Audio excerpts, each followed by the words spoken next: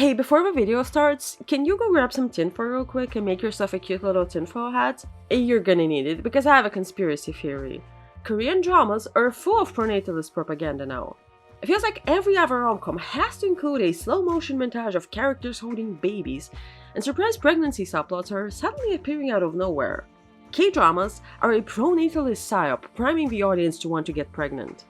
I don't think this is a far-fetched theory, considering Korea is famously the country with the lowest fertility rate in the world, and has been for several years in a row. The country went from 6.33 children per woman in 1960 to 0.78 in 2022, and the average age at which women have their first baby is 31 and not in their early 20s. So it is not surprising that pronatalist messaging is being pushed in mainstream Korean media. K-dramas are a reflection of their time, and right now, it's time to get pregnant. Back in the day, the typical ending for a romance drama used to be wedding in the last episode and a post-credits scene showing them raising children. The classic happy ever after was gradually pushed out by the more progressive feminist ending, in which the characters are just dating. But recently, there has been a noticeable increase in baby-themed K-dramas about characters who were not planning to have children, but have to have them anyway. I hate this trend, because I'm child-free. I don't have and don't want any children myself, which begs the question, why am I watching K-dramas about pregnancy? Maybe some shows were not made for people like me.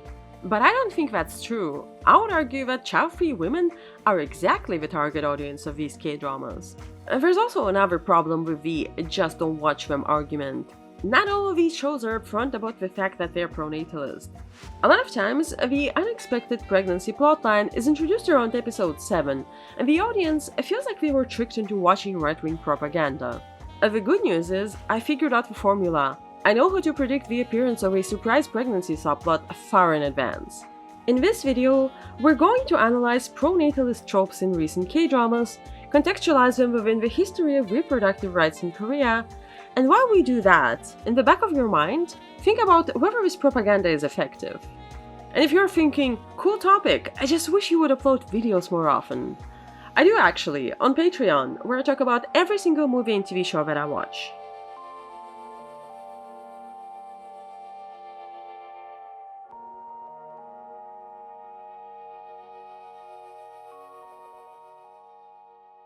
Whether the unexpected pregnancy comes as a plot twist halfway through the show, or it is heavily implied in the title and the synopsis, all pronatalist K-dramas use the same set of tropes. If you know what to watch out for, you can already see the pattern emerge within the first episode or two. The biggest early giveaway of a pronatalist K-drama is what I call a baby jobs. One or several characters have a job that is somehow related to children. The protagonists work at a baby magazine, or at a children's education company, or they sell baby products. It could also be a children's photographer, a YouTuber making content for children, a pediatrician, or an OBGYN who delivers babies every day. Baby jobs are a great excuse to show little kids in every episode without it being weird. Why are the protagonists suddenly in a hazy slow-motion montage holding babies? They have to do it for work.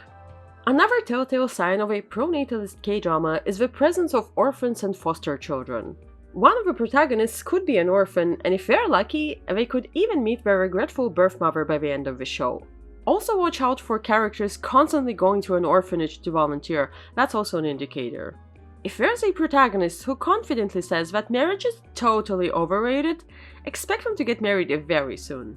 Pronatalist K-dramas are obsessed with humbling characters who say that they never want to have children and love living alone in their squeaky clean apartment with expensive designer furniture. Wouldn't it be so funny if a toddler smeared ketchup all over it? Pronatalist shows are also pro-sex, ideally unprotected sex. Protagonists in these K-dramas make out with people they just met and have spontaneous one-night stands. They openly discuss their sexuality with friends. They buy erotic lingerie and toys. Desire is depicted as something natural that society needs to stop shaming women for. For me, one of the appeals of K-dramas was the fact that there are almost no surprise pregnancy subplots. This is partly because of how conservative K-dramas are. Nobody's getting pregnant when it takes the protagonist 14 episodes to hold hands for the first time. Pronatalism, the social bias towards having children, is inherently conservative, and yet paradoxically, pronatalist K-dramas are not prude. They are sex positive, but in a respectable way that still leads to pregnancy and marriage. No Gain No Love has a whole subplot about polyamorous characters, which is pretty progressive, but this is also who gets pregnant and engaged by the end of the show. The unexpected pregnancy subplot is one of the central features of a pronatalist K-drama, although it is not necessary. Dynamite Kiss, for example, doesn't have one. But usually it goes like this. A character who was not planning to have a baby ends up getting pregnant and has to decide whether they want to keep it, and they always keep it. In Positively Yours and My Sweet Mobster, the pregnancy is a result of a one-night stand. It seems like these characters don't use any protection, which is actually pretty realistic. Only 3% of women in South Korea use oral contraceptives, which should be all the more reason to use condoms with a strangers, by the way. But female characters who are intentional with birth control still can't escape a pregnancy in a pronatalist K-drama. In No Gain No Love, the character gets pregnant while switching to a different birth control method, despite also additionally using condoms. In Uri the Virgin, a Korean remake of Jane the Virgin, the female lead is intentionally abstinent. She is very confident in her choice not to sleep with anyone until marriage, and she even has a green flag boyfriend who respects her boundaries. But the plot still insists on getting her pregnant by accident at the gynecologist's office. I feel like this show is trying to romanticize the concept of a woman losing her bodily autonomy. It's not a coincidence that this show came out after the 4B movement started gaining popularity. Our universe goes even further. There is no surprise pregnancy, and still the protagonist can't escape being forced into parenting. In a pro-natalist K-drama made in the 2020s, a child-free character's happy ending lies in embracing parenthood. That's how we know they matured and became a real adult. The thing about the surprise pregnancy subplot is that, by itself, it is not enough to fill 16 episodes. Most of these shows intentionally don't show how hard pregnancy and childbirth are. They conveniently skip that part, and only show the final result, when the mother is skinny again, which I would describe as dainty pregnancy propaganda. The unexpected pregnancy is a minor subplot that is usually resolved within 2 episodes. Once a woman decides to keep the baby, the storyline is basically over, which is why it works better in shows where a side character gets pregnant, like in No Gain No Love and in My Sweet Mobster. K-dramas in which a character is expecting need a lot of other conflicts to pad out the runtime. That's why so many of these shows have useless love triangles nobody asked for. Pronatalist K-dramas with an unplanned pregnancy subplot do let the characters think about whether they want to be mothers. It's not a decision the protagonist takes lightly. She spends a lot of time thinking about her options. The shows also always emphasize that it is her choice. The father explicitly says that he will support whatever decision she makes. To add some drama to it and to make it look like a fair debate, the female lead might even briefly consider an abortion, but all these K-dramas always come to the same conclusion. Keeping the baby is the right thing to do. Propaganda is most effective when it pretends to be balanced, but the evidence somehow always supports the advocated viewpoint.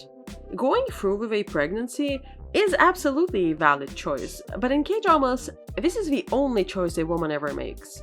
If she really had options, there would be at least one example of a character in a K-drama who gets an abortion, but I cannot find any. It is a taboo topic. The only Korean piece of media in which a character wants and actively seeks an abortion that I know of is the 2021 indie movie Young Adult Matters. The protagonist, a homeless teenager, is trying to get rid of her pregnancy through various dangerous means because she can't find a doctor who will perform an abortion for her. She finds a nice religious family who is willing to adopt the baby, but tragically, she gets a painful and life-threatening miscarriage late in the term. Is this movie trying to show a broken system, or is it reveling in punishing the protagonist for not wanting to be a mother? The reason she can't get an abortion is because in Korea, they're in a legal gray area. Since 1953, abortion was illegal, but it was widely encouraged and practiced between the 1960s and 80s as part of the government's anti-natalist policies aimed at reducing the fertility rate in order to receive international development aid. Abortion was a tool of population control. Family welfare workers who were trained by the government toured rural villages in family planning vehicles and coerced women to get permanent contraception. Poor women and single mothers were systematically forced to get abortions, and women with disabilities have historically been the main target of forced sterilization. The 1953 law went largely unenforced. Abortions were not punished, they were promoted as birth control and provided for free. These services were available not because reproductive health was considered a fundamental right, but as a tool to serve the interests of the state. Government policies dramatically shifted in the early 2000s when Korea moved toward a low fertility rate, which is perceived as an existential threat because suddenly there are not enough economically active people to fund the health and welfare systems. The low fertility rate is blamed on women and their unwillingness to sacrifice their bodies for the state agenda. But Korean women didn't just randomly decide to be lazy. This is the direct result of government intervention. The call is coming from inside the house. Also in the 80s, when fetal sex detection technology became available, people started doing sex-selective abortion, favoring boys. This trend peaked in 1990, meaning that there are less women in the generation that is currently of childbearing age. To boost fertility, in 2005, Korean government revived the criminal code on abortion, and contraception was no longer covered by national health insurance. Between 2008 and 2010, the cost of having an abortion in a clinic skyrocketed to 10 times its previous amount, and a lot of gynecologists refused to perform them altogether because the government started punishing the providers. It's important to point out that stricter abortion regulation does not improve fertility rates. If anything, it does the opposite. Maternal mortality increased in Korea when access to safe abortion was restricted. Meanwhile, IVF has been integrated into the healthcare system. The costs are covered by the national health insurance. The budget of the infertile couple support policy makes up over 50% of the total budget for the government's childbirth promotion-related policies. Remember that scene in Dynamite Kiss in which the main couple goes to babysit quadruplets in slow motion? They don't say the quiet part out loud, but this is basically an ad for IVF. The only way to have 4 babies at once is through embryo transfer, and the fact that this couple kept all 4 is depicted as heroic. Anytime you see twins in a pronatalist K-drama, it's an ad for IVF. There's an unusually high amount of twins in Korea. The country has the second highest multiple birth rate in the world. The worldwide average is 15.5 per 1,000 births, and in South Korea the number is 26.9. This is not a good thing, by the way. Twin pregnancies are more dangerous for the mother and for the child. In the late 2010s, feminist groups, doctors' organizations, and disability activists successfully challenged the law, and in a historical decision in 2019, Korean Constitutional Court ruled that the ban on abortion was unconstitutional. Even though abortion is no longer a criminal offense, it was also not integrated into the public healthcare system. There are still no guidelines or protocols, so the service is not properly regulated. It's also unclear if the national health insurance is supposed to pay for it, and which pharmaceutical companies can import and sell the abortion pill. Since then, only one new law that is meant to support unwanted pregnancy has been implemented: the Protected Birth Act, which establishes a nationwide crisis pregnancy counseling system that allows women to give birth anonymously without any records. Abortion is not an option within this system, and a lot of these centers are affiliated with Catholic and Christian religious organizations. Regardless of whether abortion is legal or illegal at a specific point in Korean history, it is still the state that decides whether abortions are available or not. In Uri the Virgin, the female lead almost goes through with an abortion, which is shown in a scary way. She's being restrained in a dark operating room and decides not to go through with it in the last second. I was fully ready to roast this scene as exaggerated scaremongering, but then I remembered that in Korea, it is illegal to import mifepristone, the abortion pill, so surgery is actually the only way to have an abortion in this country. It is also notable that in a lot of these shows, the characters end up keeping the baby because it is not just a pregnancy, this is the last chance to ever have a baby, so the stakes are very high. In Uri the Virgin, the father of the child just recently beat cancer, and the baby came from his last remaining sperm sample from before chemotherapy. If a female lead doesn't keep the baby, he will never have biological children. And when the stars gossip, there are also a lot of last available sperm samples. The husband is dead, so the last batch is the only chance for his widow to get pregnant. And within that last sample, almost all attempts at insemination fail, only the last one works. It's very dramatic. In Oh My Baby, the protagonist desperately wants to become a mom, but there's also an added sense of urgency because she's 39 and single, and her chance of getting pregnant is only 7%. She also has endometriosis and needs a surgery, which would delay a possible pregnancy even more, and she's not getting any younger. In Positively Yours, the female lead has been told that she can't have children, so the fact that she even got pregnant is a miracle, and this is probably her only chance. The added sense of urgency definitely contributes to her decision to give up her dream of studying abroad to become a mom instead. The show also walks it back by the end, because in the last episode, at the 100th day celebration, she is pregnant again, which is way too early to have another baby. Her body hasn't even recovered yet. Whoever told her she can't have children lied, because clearly she gets pregnant easily and on the first try. I guess the stakes were never that high.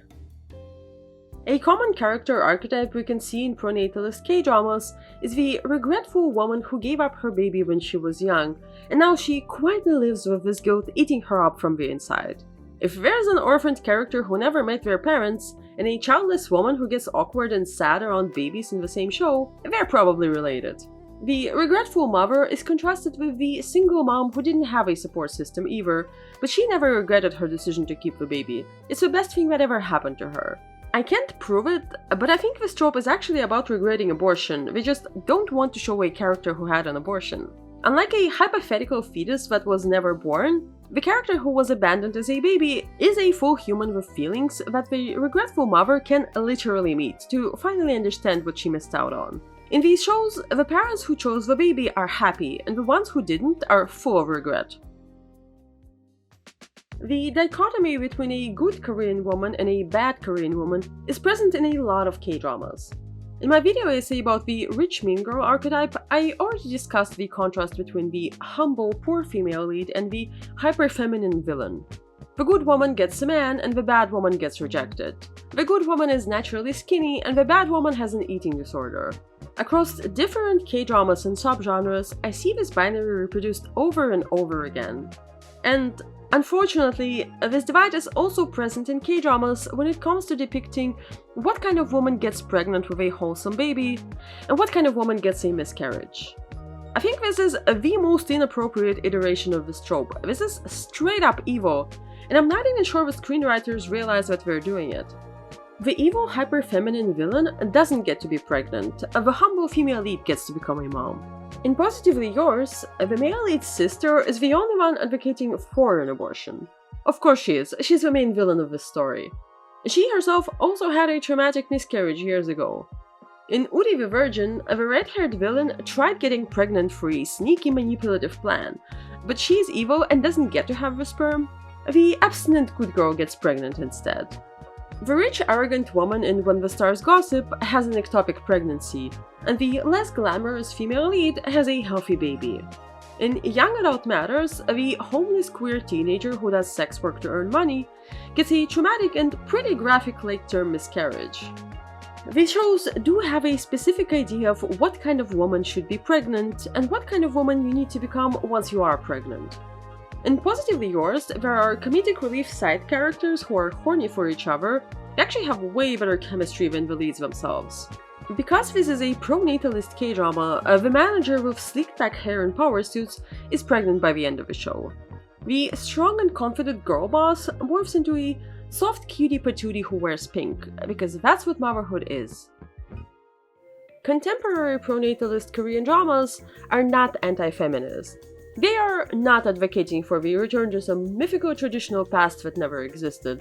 Instead, they depict modern independent women who have fulfilling careers, who try to quote-unquote have it all. These K-dramas take women's concerns seriously and critique misogynistic social structures. No Gain No Love has a scene about how inappropriate it is to get the "so when are you going to get pregnant" question in a job interview. Dynamite Kiss discusses the topic of women being pushed out of the workforce after having a child, as if his experience is worthless. The female lead in Positively Yours is also struggling with the extra pressure a baby will put on her career.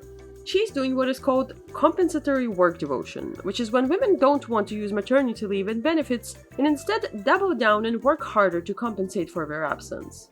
South Korea already has the highest gender wage gap in the OECD, so taking the available 90 days of paid maternity leave makes you look like you're not serious about your job. The protagonist in Birth Care Center works literally until her water breaks and also doesn't let herself catch a break. Oh My Baby has an editor-in-chief character who has to give up her career to take care of her children.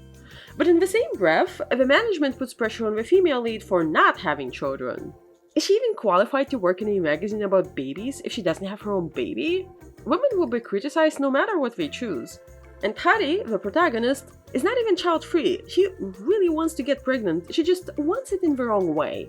She's looking for a sperm donor, but that is too scandalous. She was supposed to find a heterosexual husband like everyone else. In South Korea, only 1.9% of births occur outside marriage, so if people marry later or just don't get married at all, they're also not having babies. In Europe and America, getting pregnant and living together without getting married has been normalized. A change that did not happen in Korea, where having a baby out of wedlock is still highly stigmatized.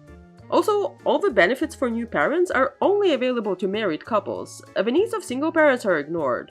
Korean pronatalist propaganda is also always pro-marriage propaganda. These two can't be decoupled. A lot of these shows depict the struggles of single mothers and single fathers, but they're not really trying to destigmatize single parenting. Instead, they're trying to pair them up with childless characters who are always excited about their crush having a kid. Single parents need to get back into the dating pool as soon as possible and get married again, so they can have another child with a new partner.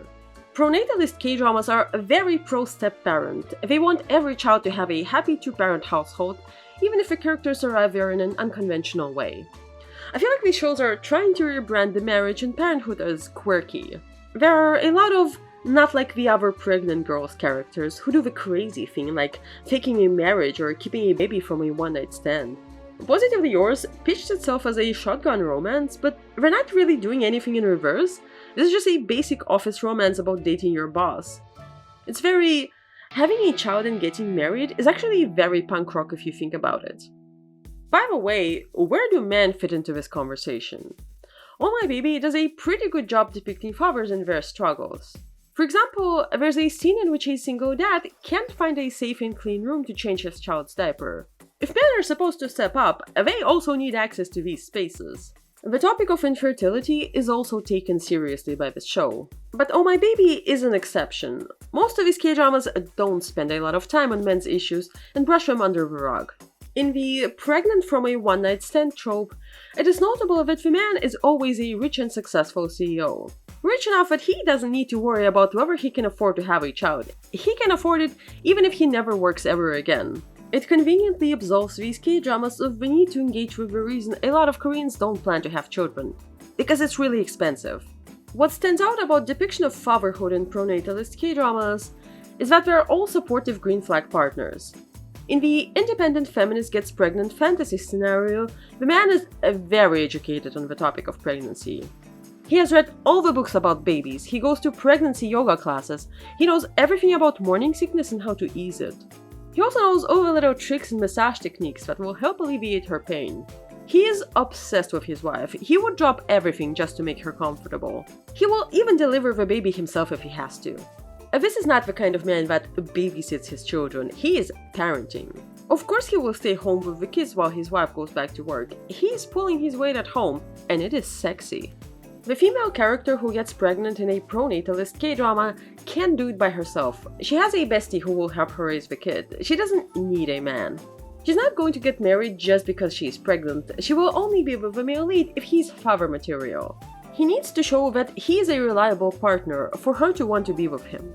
I'm not sure what to make out of this trope. Is it optimistic because it models positive examples of fatherhood? Is it trying to tell women not to settle for less? Or maybe the male lead is written like this to convince the female audience that this is what parenthood is always like. Don't worry about it, the man will probably step up.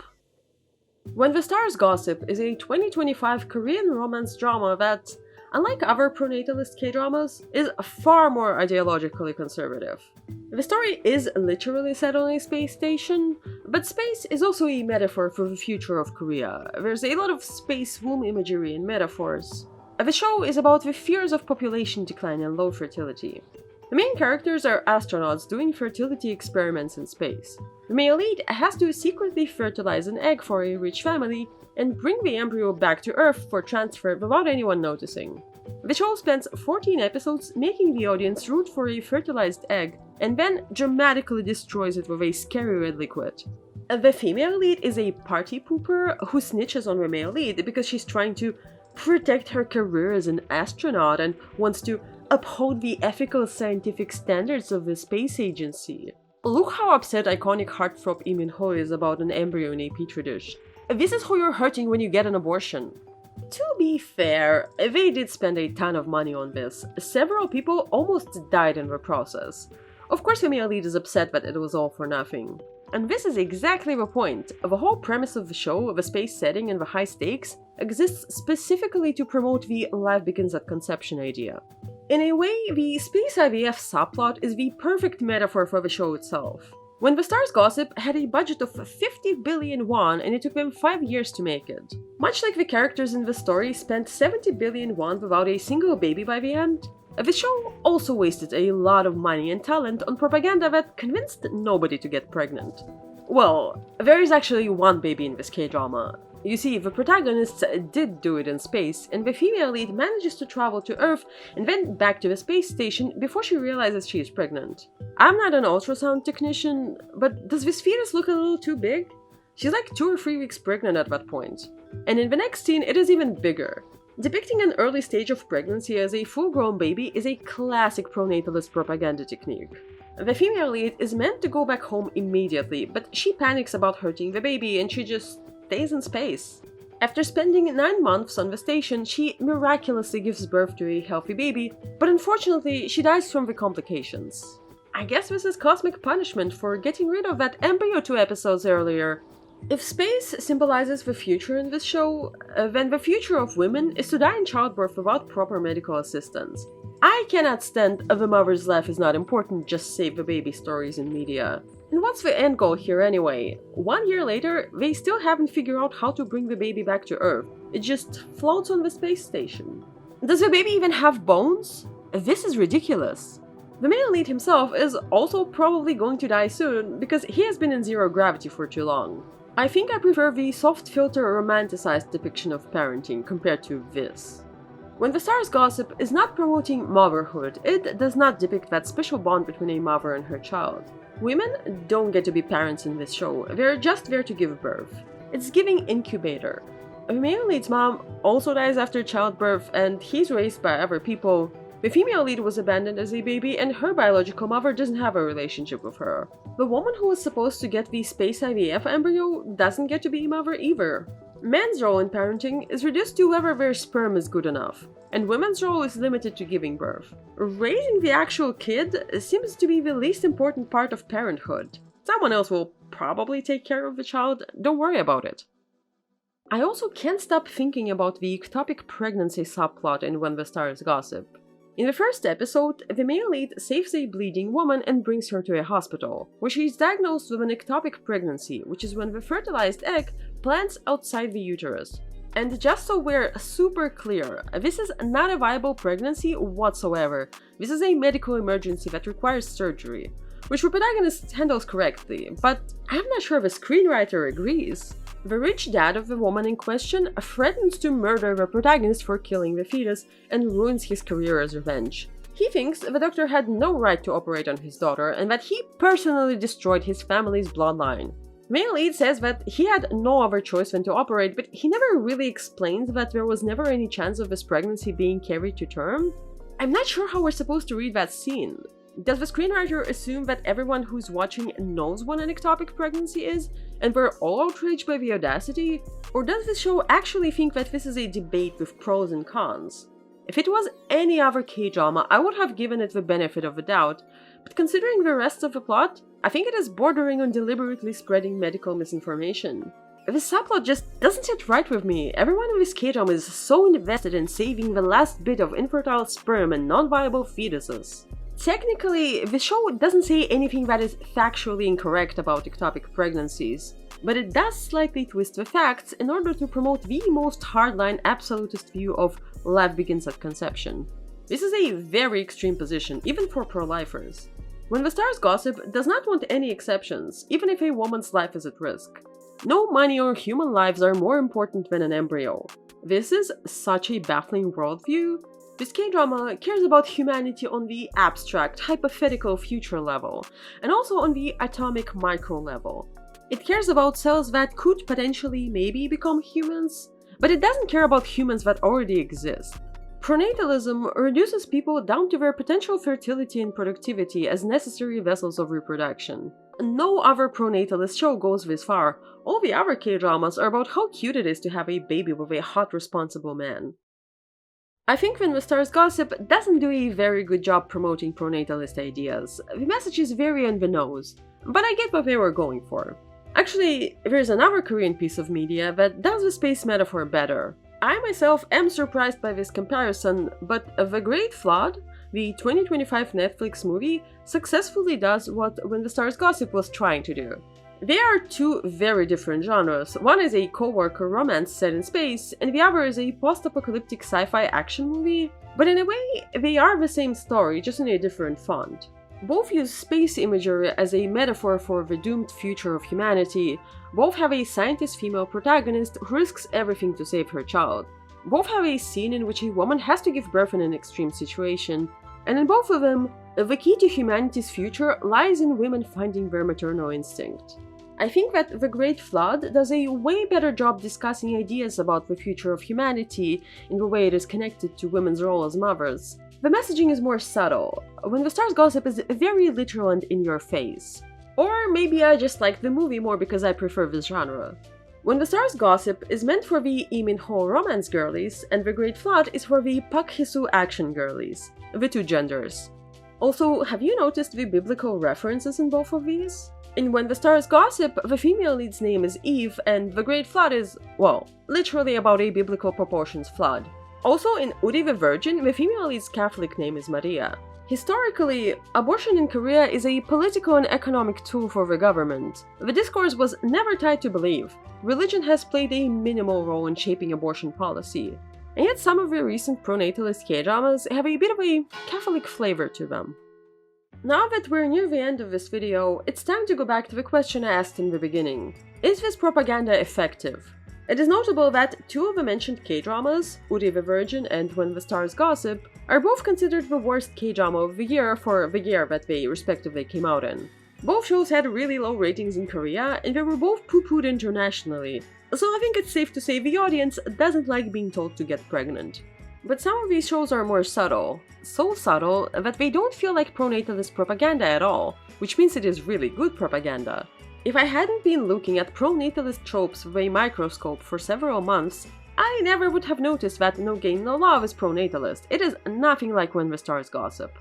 Another show that feels more educational than propagandistic is Birth Care Center, an 8-episode TVN K-drama from 2020 that is really unique. It does something I have never seen any other K-dramas do. Unlike the newer shows in this genre that conveniently skip the pregnancy part, Birth Care Center doesn't shy away from the elephant in the room and actually depicts childbirth realistically. The first episode follows the protagonist during labor, and we get to see all the ups and downs. The show is honest about this process, but it is also super funny and optimistic. The first episode is a really good standalone movie. I think everyone needs to watch this, especially people who want to have children. But did I change my mind about being child-free after watching Birth Care Center and all the other K-dramas in this genre? No, of course I didn't. But even though I watched these shows specifically to critique them, fully intending to dunk on these tropes, I did find myself rooting for Hari and Lee-sang, the protagonist in Oh My Baby. She really wants to have a baby, and he, at least a couple of times in each episode, explicitly says that he doesn't want children, he doesn't like them, he wants to keep living alone, and he had this opinion for at least 10 years. A couple like this is fundamentally incompatible. It is not romantic or a sign of true love when a child-free person is convinced to have a child anyway. But in the universe of this show, they should be together.